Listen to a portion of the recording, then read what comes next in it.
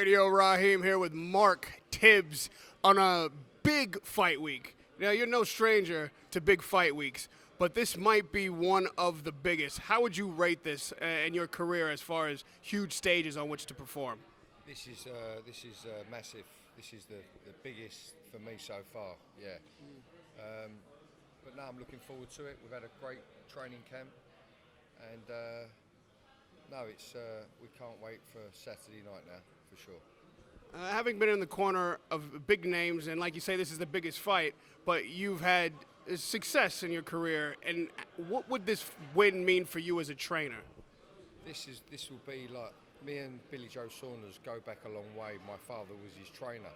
I was my dad's assistant, and my dad took him from Southern Era's champion to British champion to world champion, and I was on that journey with him. So this is I've come in his last two fights. He's Martin Murray, and for this camp, for him to hire me for this fight it means a lot more than everything, if you know what I'm saying.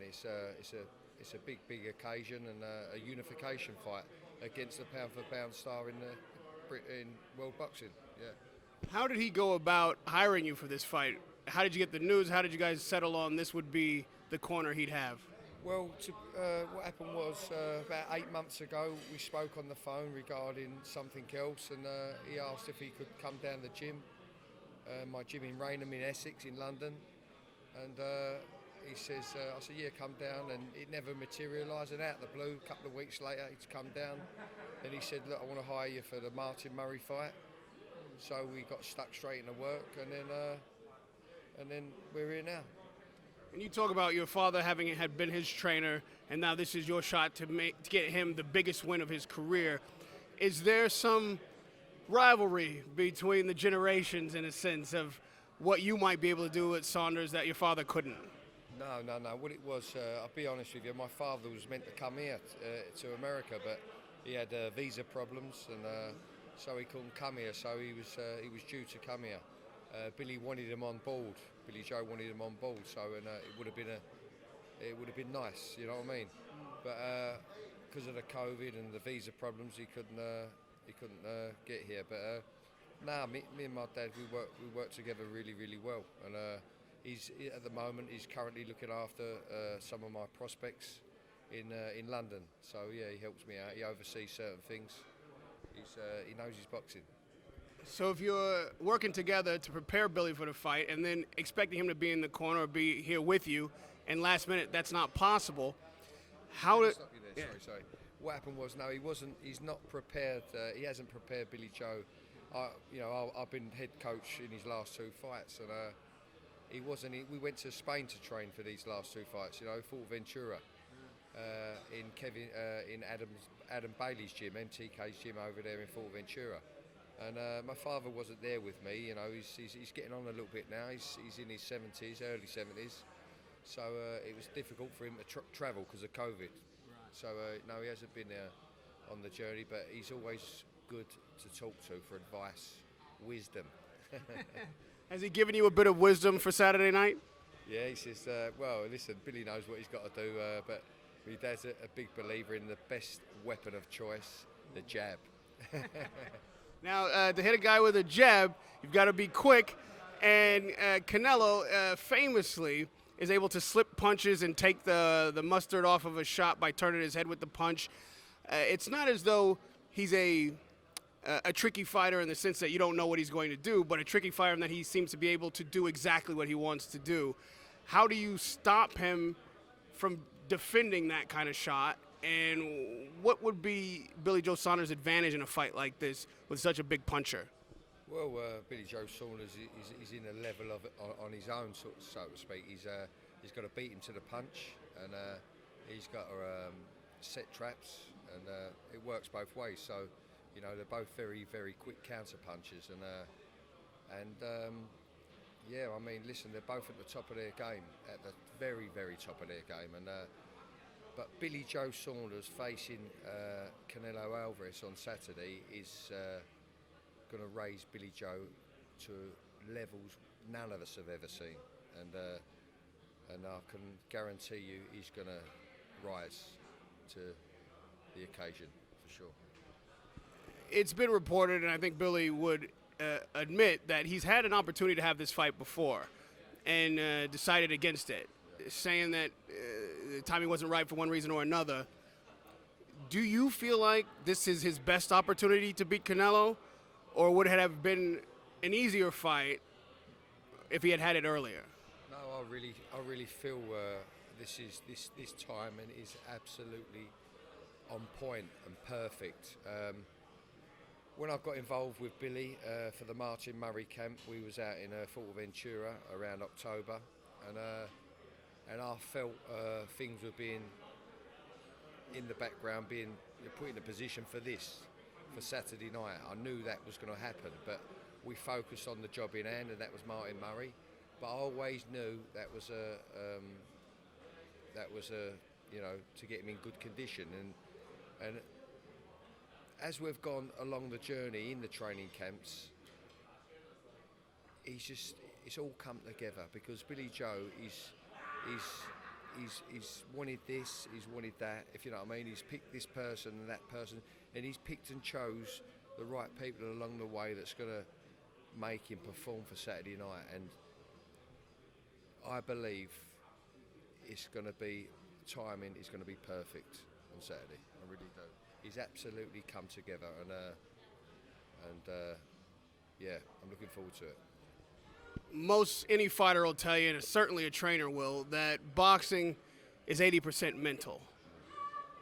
Where Billy is in his mind in preparation to get into a ring with Canelo Alvarez this Saturday night, with all the things on the line that you've just described, how through training camp, and most particularly fight week, have you kept him focused on the goal at hand and not distracted by all that goes along with a fight of this magnitude?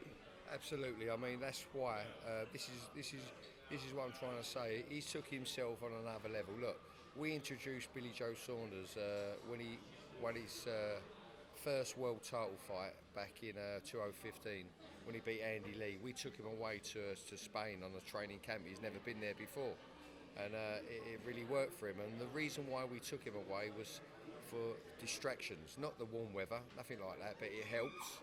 But it was the distraction, so he could focus solely on his craft, on his work, his business, and then he's done it ever since. And but what was really apparent to me was, because we had a split with Billy Joe Saunders, and my father did, I should say. He had a split with my father, and so he had a gap, and he went off and had a few other different trainers. But what was apparent to me is that he's always been an ultimate professional when he's trained. He likes to laugh and a joke, and people thinks he messes around and that, but not when he trains. He never has done. He's a dedicated trainer, and but this fight of this magnitude, as in Canelo, has brought the best out of him. I mean, he's not left no stone unturned, but he hasn't overtrained. He knows not to overtrain and things like that. He's learnt through that through my father. I must say, my father was a master at peaking them. I like to think I might have inherited something from him. Yeah. We haven't seen Billy Joe Saunders at any press events this week. He's not turned up due to the ring controversy, the size of which is debatable how much that changes the dynamic of the fight. I've been told, it's been reported, that it's 22 feet now as opposed to 20. Yeah. What difference does that make for Saunders? Well, this is what it was. Look, when we got into camp in Fuerteventura in Martin Murray fight, this fight come up in conversation while we was warming up, and I brought, as the head coach, I brought it to everyone's attention that, listen, don't forget. Do you like this ring size, Billy? The ring size that we was training in Fuerteventura was probably 24 foot. I went, do you like this ring size, Billy? I know what his style likes, yeah. But I'm not saying it for Billy. I'm saying it for people who are around me, because they're not as experienced. I'm saying it for their benefit, but also to let them know I've got it out there. You know what I'm saying, in the open. So that was said not only on one occasion, on a few occasions. So we've trained and even in my own gym in Rene in Essex, the Origin gym. we've got a 24 foot ring there also. So we've trained and prepped in 24 foot ring because of you know, every fighter's got a different style, and different styles suit certain ring sizes. You know what I'm saying? So I can understand when we walked into this ring that Billy Joe was concerned, and his father was more concerned about the ring size. And we always thought, it was in the agreement that, you know, we had a 24 foot ring. But I understand that they've all sorted it out now, and that's very reassuring that we've got a 22 foot ring. Yeah. As you said, depending on a fighter's style, how much room they have in the fight can make a significant difference.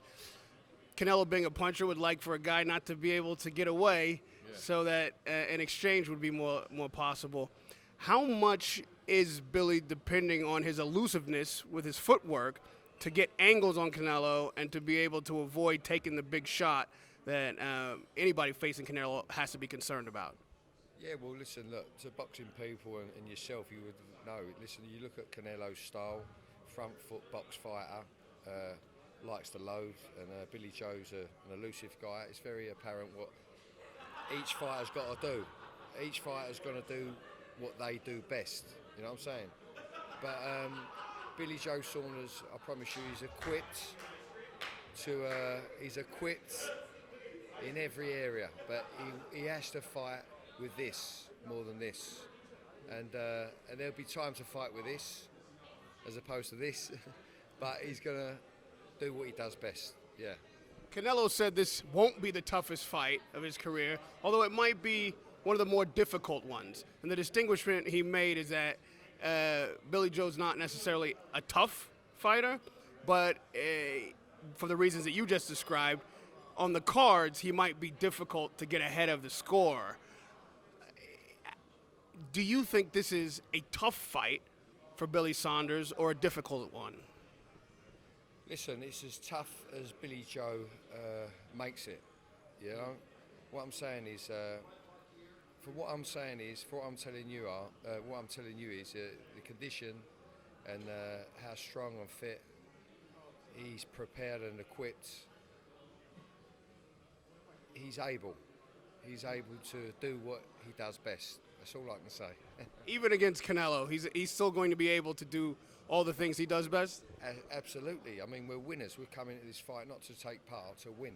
So yeah, of course, for sure. And the Reynosos, rightly so, have been getting quite a bit of credit lately for their bringing Canelo along, and now fighters are wanting to come to their camp and get some of that magic rubbed off on them.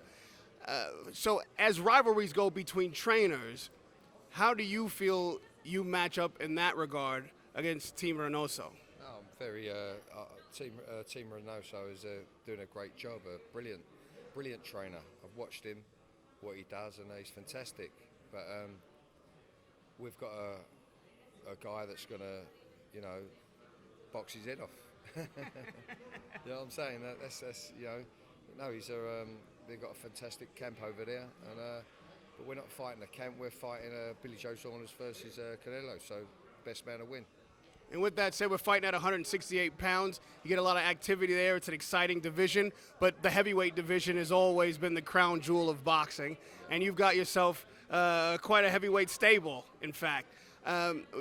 Dubois, where is his career at now? And after a tough loss like that, how do you make sure that fighter remains at a young age believing in himself and believing that the next fight is on and he can do better? Do you know what? I've not spoke to Daniel in about 2.5 years. Yeah, because truth I ain't. I was over in Spain when he wanted to join my camp, and I had a brief spell back in London, and I met up with the father and his daughter, not Daniel himself. And so I said, look, I'm not about for a little while. I'm going to be over in Spain training with Billy Joe Saunders. I'm going to America. I'd like you to bring. I nearly brought him to the US here to get some experience, but it wasn't fair on Billy Joe Saunders and our plans and that. So he decided to stay back in London. My father's overseeing his ticking him over, make sure it's all in balance, sparring and strength training and all of that, fitness training. And I'm going to join him as soon as I return on the 10th of May. So I understand he's got a fight lined up on the 6th of June. An interim WBA interim title, I believe, against a guy called Bogdan. I've had a look at him and run my eyes over it. We've got one or two things to sort out before, we put the full tip stamp on it. Looking forward to getting involved with Daniel. A fighter of Daniel's prospect and age, especially in a division like the heavyweight where there's so much to be had, but a guy can fall off almost in a single night. What would then, if you had or will speak to him soon, be your advice, not just technically as a boxer, but mentally, as we said, as a fighter? Absolutely. I mean, I know that I'll spend 3 or 4 days with him, and I could evaluate him. I'll evaluate him. But it sounds like my man Saunders up the tricks again. Is that him? It sounds like him. But no, so I'll evaluate him. I mean, I've got no one better than my father, Jimmy Tibbs, who's had a wealth of experience with heavyweight boxing and boxing over the years. So he's evaluating. He's very pleased with him and thinks, he's got he wants it. He's got a what do we call it? He's happy with him. He's happy with him, yeah. And but I'm gonna need 3 days a week with him and put my own valuation on him. Yeah. Assuming Saturday night goes as you hope, and you walk out of that ring with multiple belts at super middleweight, having dethroned the #1 pound-for-pound fighter in the world, how does your life change? How is Mark Tibbs different from that day forward? Well, do you know what? It will just, if God willing, we get the result that we know we can do and win. It would be just wonderful to see Billy Joe, because I know how hard he's worked over the years. I know that his family life and his parents and all of us in Great Britain would love that. And I'm very confident he will pull off a perfect masterclass performance. I really do. And I've got to get your prediction for a fight that Eddie Hearn is teasing will finally be announced by maybe the beginning of next week. Joshua Fury. Fury. We're gonna say that Fury. We're gonna end up with an undisputed British champion once again for the first time since Lennox Lewis. Imagine this: Tyson Fury, Billy Joe Saunders, the Gypsy Kings, the music people. Have you heard them? Yeah. No, what I'm saying is they'll be the gods of earth of boxing for sure. Yeah. And no, it's listen, that's a tough fight, AJ and Fury. But for me, Fury's just got that. It's something you can't put a name on it. It's called it, I believe. He's got it. He's just. I'll be honest with you, I met Tyson Fury when I first come to Las Vegas a couple of weeks ago, 3 weeks ago, and I only met him for the second time in my life. And it was wonderful. He was lovely. I watched him hit pads with Sugar Hill, and I watched him train, and I thought there's something special about him. I mean, I can't even put my finger on it what it is, but he's a very, very clever fighter, the same as Saunders. They're like, they know each other, and they're both witty, gritty, but talented, boxing-wise. You know what I mean? And it'd be good. I mean, the world's waiting for that fight, aren't they? Joshua and Fury. Yes. I mean, we all want it, and we're all getting teased with it. Is it going to happen? He's out there ticking over in Vegas, Tyson. Is it going to happen? What would you describe as the effect or the impression that Tyson Fury has made on Saunders, especially in this last year of a bit difficulty for everybody? Do you stay and keep your fighter in shape, and are gyms available, and can he stay focused? How much, to your understanding, has he played a role in that for Saunders and being prepared for this moment? Yeah, I mean, I knew they was very, very close, Tyson and Billy Joe. I knew they was very, very close, and when I saw, it wasn't so much in the top-ranked gym. It was just before we was leaving for Dallas. I overheard Tyson downstairs out the garden in the house we was at. I heard him talking, and so I went down and I saw Tyson there with Sugar Hill and a few other people there. They come to see Billy Joe, come to say, good luck or whatever. And it was really nice when I watched them from a distance. The connection they got and the lift that Tyson gives Billy Joe is incredible, and vice versa. I mean, Billy Joe's there for him, I think, all the time as well when he fought over against Wilder. So they're there for each other. They've done a lot for each other, I believe, on a personal, in Tyson's personal comeback to boxing. All that time ago, when he was having some struggles. So they're there for one another. I think 1,000,000%. I don't think that. I know that. Yeah. And for boxing enthusiasts, we feel like we know what to expect Saturday night in general. We know Billy's style, and he'll bring the best of himself, and we know what Canelo brings, and he'll be in top form. But for the casual fans who might just be at a fight party, maybe seeing Saunders for the first time, what would you tell them to look for on Saturday night that they might otherwise not notice? They've got to look, and they've got to admire boxing as a craft, as an art, and as a skill. Do you know what I mean? And they've got to tune in and gonna watch like the matador on the ball scenario, ping.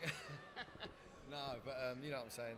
Yeah. The matador on the ball scenario, but it's going to be a great speculation because of this COVID business, and we all feel responsible for bringing all these fans back to the world, so to speak. And I think it's brilliant for the world, let alone boxing. Yeah. And I'll say one thing you should absolutely watch on Saturday night is the corners. On both sides of the ring, there will be fantastic technicians, and training has as much to do with the fight on the night as the boxer himself being prepared for that moment. I think we're going to get a hell of an interesting fight, a great matchup. Styles makes fights, and both of these guys have a very interesting style to clash Saturday night. Mark Tibbs, good luck to you. Thank you very much. Hopefully the fight goes your way for your sake on Saturday night, but I'm certain we'll get a tremendous war either way. Radio Raheem with Mark Tibbs. Well done, thank you. Thank you, man. Well done.